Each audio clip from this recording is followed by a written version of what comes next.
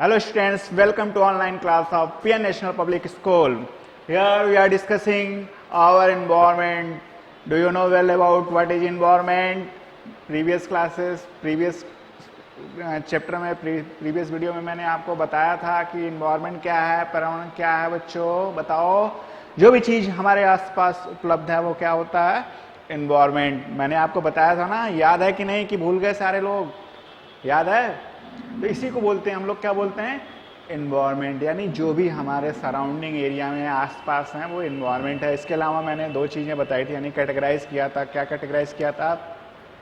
जैसा कि मैंने आपको दो चीज़ें बताई थी, कौन सी याद है? याद है तो बताइए कौन सा था? एक दो चीज डिवाइड किया गया ना हमारे इन्वायरमेंट को दो पार्ट में। एक पहला पार्ट कौन सा है? नेचुरल इन्वायरमेंट, और दूसरा कौन सा है? Human environment. क्लियर है? भूल गए? फर्स्ट क्या है बताइए? Natural environment. Second human environment. ठीक है,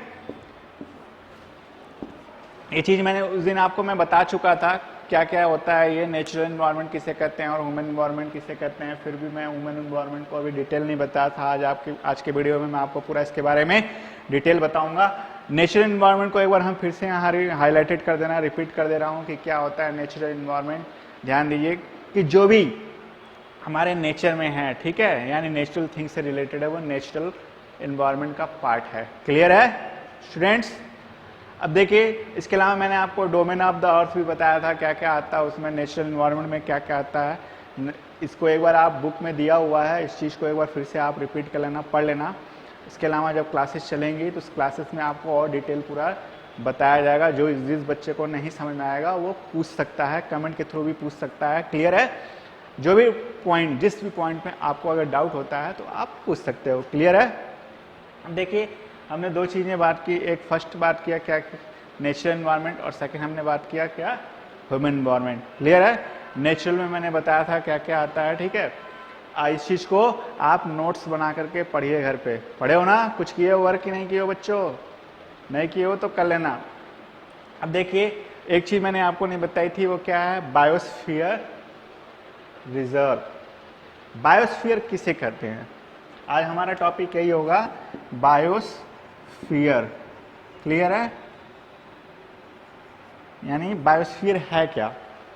देखिए, जो हमारे प्लैनेट पे, क्लियर है, ये प्लैनेट है जहां पर लाइफ हमारी क्या होती है? एग्जिस्ट करती है। ठीक है, यानी लाइफ हमारी जहां एग्जिस्ट करती है, जहां पे सारे प्लांट्स और एनिमल सर्वाइव करते हैं, इन्हीं को, यही तो पार्ट है बायोस्फीयर पे। किसके पार्ट हैं? बायोस्फीयर के। क्लियर है? बायोस्फीयर में बहुत सारे बच्चे कंफ्यूज होते हैं, तो कंफ्यूज मत होना स्टूडेंट, समझ में आ गई ना? बायोस्फीयर क्या है? जहाँ पर लाइफ एग्जिस्ट होती है। एग्जिट का मतलब क्या हो गया? यानी जहाँ पर लाइफ हमारी सर्वाइव करती है, ठीक है, उसी को बायोस्फीयर पार्ट कहते हैं। समझ में आ गया ना? अब देखिए, हमारे गवर्नमेंट ने बहुत सारे बायोस्फीयर रिजर्व बनाए हैं। क्लियर है? बहुत सारे का मतलब ये हो गया कि बहुत सारे रिजर्व इसलिए बनाए हैं क्योंकि जितने भी बायोलॉजिकल पार्ट हैं, चाहे वो बायोस्फीयर के पार्ट हैं, वो प्लांट, एनिमल, ठीक है, इन सबको क्या करना है? प्रोटेक्ट करना है। आपने देखा होगा कि कुछ चीज़ें डैमेज हो रही हैं, उसके बहुत सारे रीजन है डैमेज होने के कारण। कुछ नेचुरल फैक्टर है, कुछ ह्यूमन फैक्टर है। इनको प्रोटेक्ट करने के लिए, किसको प्रोटेक्ट करने के लिए बताइए? बायोस्फीयर रिजर्व को प्रोटेक्ट करने के लिए, बायोस्फीयर को प्रोटेक्ट करने के लिए इनको बायोस्फीयर रिजर्व गवर्नमेंट ने बनाया है। क्लियर है बच्चों? समझ में आई? ताकि इस प्लैनेट पे, चूंकि देखिए इन सब का बहुत ज़्यादा इंपॉर्टेंट है हमारे लाइफ में। हमारा नेचुरल इकोसिस्टम अगर डिसबैलेंस होगा तो क्या होगा? हम सारे उससे इफेक्टिव होंगे। होंगे कि नहीं होंगे? होंगे ना? अगर पेड़ नहीं होंगे, पौधे नहीं होंगे, एनिमल से और बर्ड्स के जो भी चीज़ें हैं, ये अगर हमारे प्लैनेट पे नहीं होंगी और ख़त्म हो जाएंगी तो क्या होगा? ह्यूमन लाइफ भी कहीं ना कहीं उससे क्या होगा? इफेक्टिव होगा। समझ में आ गया? तो देखिए, टोटल जो बायोस्फीयर रिजर्व है हमारे इंडिया में गवर्नमेंट ने बनाया है, वो कितना बनाया है? 18 बायोस्फीयर रिजर्व बनाए हैं। कितने रिजर्व बनाए हैं? 18 बायोस्फीयर रिजर्व हमारी गवर्नमेंट ने बनाया है पूरे इंडिया में। कितना? यहाँ पे मैं हाईलाइटेड कर रहा हूँ, कितना बायोस्फीयर रिजर्व है बच्चों? 18। समझ में आ गई बात? 18 बायोस्फीयर रिजर्व इंडिया ने बनाया है। वो 18 बायोस्फीयर रिजर्व इंडिया ने इसलिए बनाया है क्योंकि जितने भी एनिमल हैं, आपने देखा होगा बहुत सारे ऐसे एनिमल हैं जिनको प्रोटेक्शन की ज़रूरत है, विलुप्त हो रहे हैं, और उनको विलुप्त होने के कगार, विलुप्त का मतलब होता है यानी खत्म होने के कगार पे हैं, ठीक है, इंडेंजर स्पेसिस में आते हैं। किस स्पेसिस में आते हैं? इंडेंजर स्पेसिस में आते हैं। और इस इंडेंजर स्पेसिस को प्रोटेक्ट करना किसकी रिस्पॉन्सिबिलिटी है? सबकी रिस्पॉन्सिबिलिटी है, ठीक है। तो सबकी में कौन आता है? गवर्नमेंट भी आती है, ठीक है। गवर्नमेंट तो खैर बहुत कुछ चीज़ों पे ध्यान भी देती है, लेकिन पब्लिक एक्चुअली ध्यान नहीं दे पाती है, इस चीज़ को ध्यान में रखिएगा। तो गवर्नमेंट ने क्या किया है, हमारे जितने भी फ्लोरा फौना के जो पार्ट्स हैं इनको प्रोटेक्ट करने के लिए गवर्नमेंट ने पूरे इंडिया में 18 बायोस्फीयर रिजर्व पार्क बनाए हैं। कितने? 18 बायोस्फीयर रिजर्व पार्क बनाया गया है। क्यों बनाया गया है? ताकि इनको क्या किया जा सके? प्रोटेक्ट किया जा सके। स्टूडेंट समझ में आया? एक और चीज ध्यान दीजिए, ये चीज तो हो गई। अब जो सबसे इंपॉर्टेंट चीज इन 18 बायोस्फीयर रिजर्व में मैं एक चीज बताने जा रहा हूं, जो इसमें से जो 10 है, ठीक है, इसमें से जो 10 है आपका, वो 10 किसके पार्ट हैं? वर्ल्ड हेरिटेज साइट्स के पार्ट हैं। किसके पार्ट हैं? यानी वर्ल्ड नेटवर्क के पार्ट हैं ये, ठीक है। इसमें पूरे वर्ल्ड ने क्या किया है, इसका वर्ल्ड नेटवर्क है, ठीक है, बायोस्फीयर रिजर्व का। यानी जो 18 बायोस्फीयर रिजर्व बनाया गया है, उस 18 बायोस्फीयर रिजर्व में 10 जो है इंटरनेशनली लेवल पे पहचाना जाता है, ठीक है, ताकि उनको क्या किया जा सके? प्रोटेक्शन मिल सके। किसको? हमारे फ्लोरा एंड फौना को। समझ में आ गई ना? तो ये एक चीज बायोस्फीयर के बारे में मैंने बताया। क्लियर? इसके बाद हम लोग क्या पढ़ेंगे? देखिए, ये चीज तो हो गई बायोस्फीयर के बारे में, क्यों बनाया गया, इसका ऑब्जेक्ट क्या है। ऑब्जेक्ट को मैंने आपको एक्सप्लेनेशन में ही समझा दिया, नहीं समझ आया फिर से आप एक बार देखिए क्या होता है। इसका बायोस्फीयर रिजर्व का जो ऑब्जेक्ट है वो क्या है, क्यों इसको बनाया गया। फर्स्ट, आप जैसे आपसे पूछा भी जाता है क्वेश्चन में कि what are the object of biosphere reserve, तो आप क्या लिखोगे? यही चीज लिखोगे कि to protect the flora and fauna. First point तो आपका यही हो जाता है, क्योंकि हमें फ्लोरा फौना को प्रोटेक्ट करना है, ठीक है। देखिए, बहुत सारे ह्यूमन एक्टिविटी बढ़ी है, और ह्यूमन एक्टिविटी बढ़ने की वजह से क्या हुआ है, हमारे कहीं ना कहीं प्लांट्स, कहीं ना कहीं एनिमल्स को नुकसान पहुंचा है कि नहीं। अब उन एनिमल्स को, प्लांट्स को प्रोटेक्ट करने के लिए क्या करना होगा? कुछ इस तरह के रिजर्व की जरूरत पड़ती है। समझ में आ गई बात? अब ये रिजर्व बनाने का जो मेन ऑब्जेक्ट था, यही था कि जो बहुत सारे जो इंडेंजर स्पेसिस थे, बहुत सारे जो इंडेंजर प्लांट्स थे जो खत्म हो रहे थे, उनको क्या है, खत्म होने से बचाया जा सके। क्लियर है? इसके अलावा देखिए, जैसे दूसरा एक और इसका ऑब्जेक्ट ये है बनाने का, वो ये है कि जैसे हमें क्या करना है, जो फॉरेस्ट लेवल का एरिया था उनको भी इंक्रीज करना है। कुछ ऐसे स्पेसिस जो हैं जिसको हम लोग नहीं जानते हैं, उस स्पेसिस को भी क्या करना था, उनमें प्रोटेक्शन देना था। जैसे कि नहीं जानने का मतलब क्या है, कि जैसे हम लोग नहीं जानते हैं, यानी कि जो उससे रिलेटेड फॉरेस्ट डिपार्टमेंट से जो रिलेटेड लोग हैं वो तो उसकी पहचान कर पाते हैं, लेकिन ह्यूमन एक्टिविटी क्या है, हर चीज़ को नहीं जान पाता है। बहुत सारे species of plant and animal पाए जाते हैं, समझ में आया इंडिया में। तो ऐसे बहुत सारे स्पेसिस प्लांट्स एंड एनिमल को आप सारे इसको नहीं पहचान पाओगे जब तक आप उसके बारे में अच्छे से नॉलेज नहीं रखते हो। समझ में आ गया ना? सब पहचान लोगे? नहीं, मैं खुद ही नहीं पहचान पाऊंगा। ऐसे बहुत सारे प्लांट और एनिमल पाए जाते हैं, आप देखोगे पूरे वर्ल्ड में। दुनिया बहुत बड़ी है बच्चों, छोटी दुनिया नहीं है। और दुनिया में बहुत सारे प्लांट्स, एनिमल, बहुत सारे नेचर ने हमें चीज़ें दे रखी हैं, लेकिन हमारा मेन रोल्स क्या होता है, इन्हें प्रोटेक्ट करना। तो ये चीज़ हो गई। तीसरा, जैसे अभी हम लोग क्या पढ़ेंगे कि कुछ ऐसे एनिमल्स भी हैं, कुछ ऐसे इंडेंजर एनिमल हैं, यानी तो जो ख़त्म होने के घर पे हैं या ख़त्म होने वाले हैं, तो उनको भी क्या करना है, प्रोटेक्ट करना है।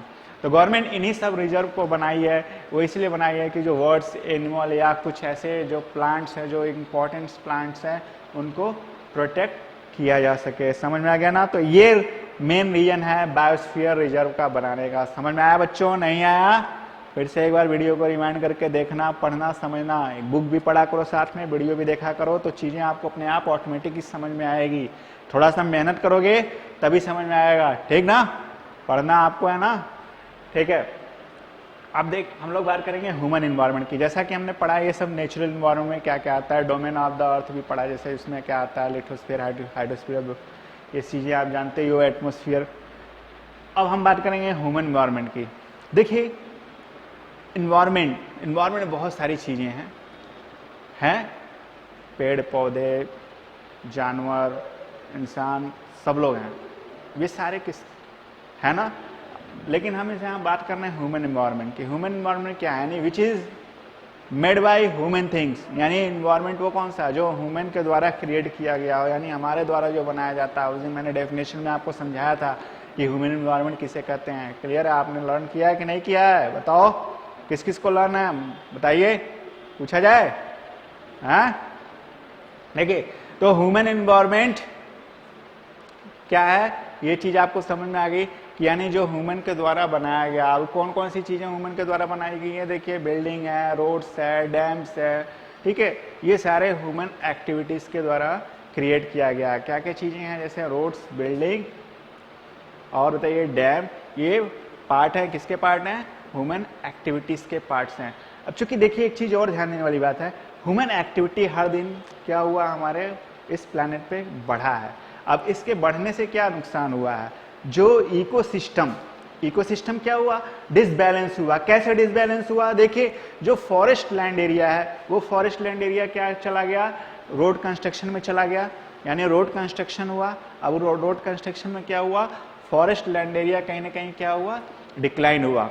क्योंकि लैंड जो रोड बनाओगे तो रोड बनाने के लिए क्या चाहिए, हमें अधिक से अधिक जमीन चाहिए, जिसकी वजह से क्या है, फॉरेस्ट लैंड एरिया कट होगा। दूसरा चीज, एक और चीज ध्यान दीजिए, जैसा कि आपको बहुत जगह आपने देखा होगा कि डैम बनता है, डैम में भी बहुत जगह लैंड एरिया जाता है, तो डैम भी बनेगा, रोड बनेगा, इंसान की आबादी बढ़ेगी, यानी पॉपुलेशन इंक्रीज कर रहा है ना। अब उसके लिए क्या चाहिए, घर चाहिए, कहीं ना कहीं घर चाहिए रहने के लिए उसको। तो घर के लिए क्या करेगा, जगह नहीं है, लैंड, भाई लैंड तो सीमित है ना, वो तो नहीं बढ़ना है, सब चीजें बढ़ सकती हैं, लेकिन लैंड जो प्लेनेट पे जितना लैंड एरिया है वो लैंड एरिया आपका उतना ही रहेगा। लेकिन ह्यूमन बीइंग बढ़ेगा, उसके लिए क्या चाहिए, मकान चाहिए, खेत चाहिए। तो कहाँ से होगा ये सब, उसी लैंड एरिया में कवर अप होगा ना।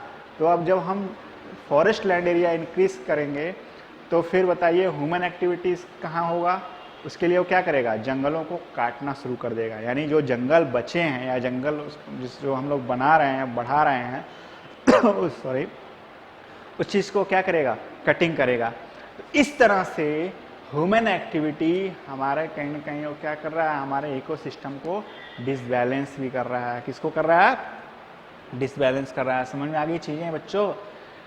तो इस तरह से ह्यूमन इन्वायरमेंट क्या कर रहा है, वो पार्ट तो है हमारे इन्वायरमेंट का, यानी चीज़ें समझ में आ गई ना।